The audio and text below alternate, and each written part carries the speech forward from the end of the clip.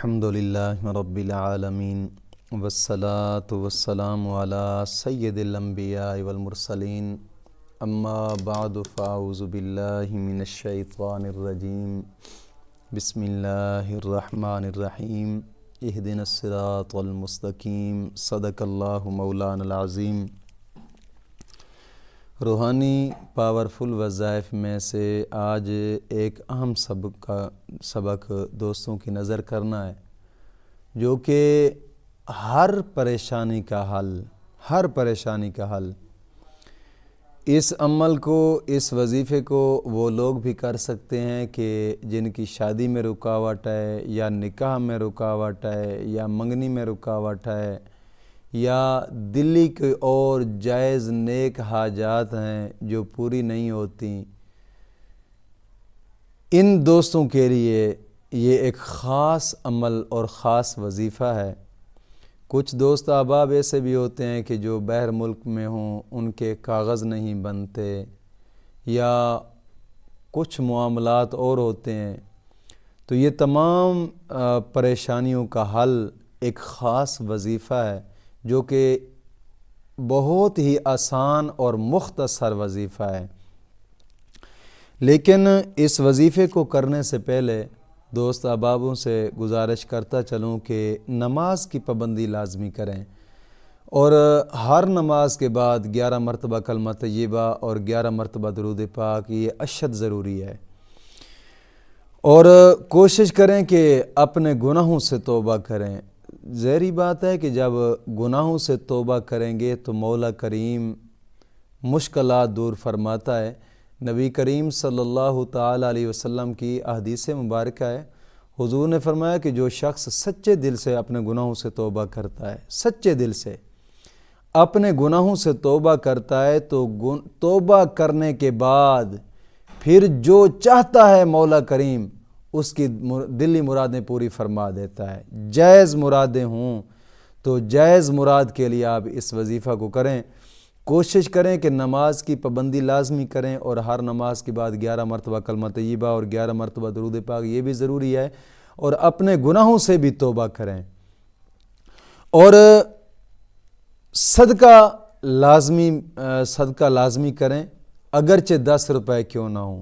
کوشش کریں کہ اللہ کے کسی گھر پہ خرچ کر دیں، یا کسی غریب کو دے دیں، یا اللہ کے راستے پہ کہیں اور جگہ خرچ کر دیں، یا صدقہ جاریہ بنانا چاہیں تو ہمارے مدرسے میں مسجد کی درسگاہ کا کام زیر تعمیر ہے، کوشش کریں کہ اس میں حصہ ڈالیں کہ یہ مقدس کام ہے۔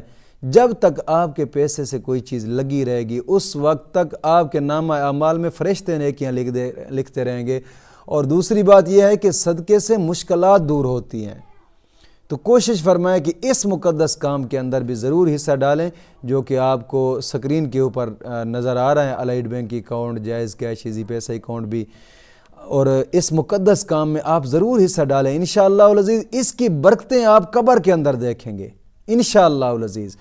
اور نبی کریم صلی اللہ علیہ وسلم کا فرمان مبارک ہے کہ جس نے دنیا پہ رہ کر قرآن کی حفاظت کی ہے نا، مولا کریم قبر کے اندر جہنم کی آگ سے اس کو محفوظ فرماتا ہے۔ تو کوشش فرمائے کہ اس مقدس کام میں ضرور حصہ ڈالیں۔ چلتے ہیں آج کے سبق کی طرف۔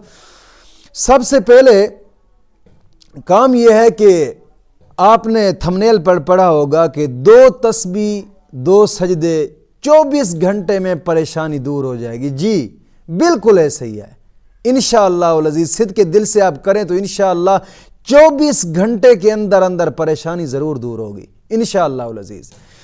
کرنے کا طریقہ کار یہ ہے کہ صبح ٹائم اور شام ٹائم 2 ٹائم مقرر کر لیں۔ مقرر ٹائم مقرر کر کے 2 رکعت نماز نفل حاجات پڑھیں۔ نفل حاجات 2 رکعت دوست احباب جانتے ہیں، جو نہیں جانتے میں بتا رہا ہوں کہ 2 رکعت نماز نفل حاجات کی نیت کریں۔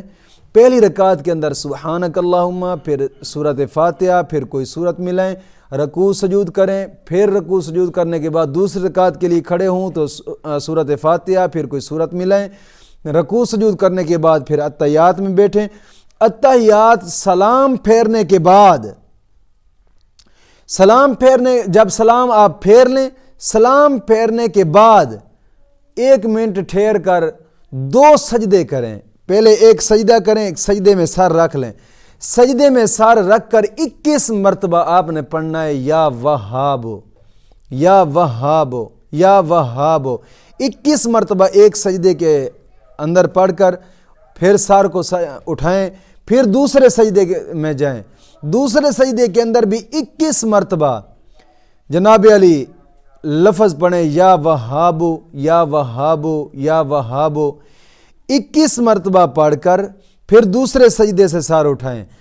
جب 2 سجدے مکمل کر لیں گے اس کے بعد آپ 11 مرتبہ درود پاک پڑھیں.